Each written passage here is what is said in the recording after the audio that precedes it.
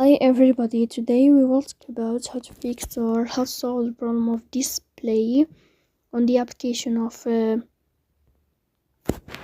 Stumble Guys. You will click on settings. Here you will click on apps, default apps, app settings. Then you will search about the application of Stumble Guys and you will click here in this page. Then you will click on first stop and you will click OK.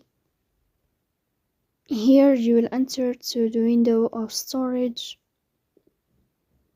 Then we click on clear cache. In the end you will turn off your phone and you will wait a moment to restart your phone again. So that's all. Don't forget to support us by like and subscribe.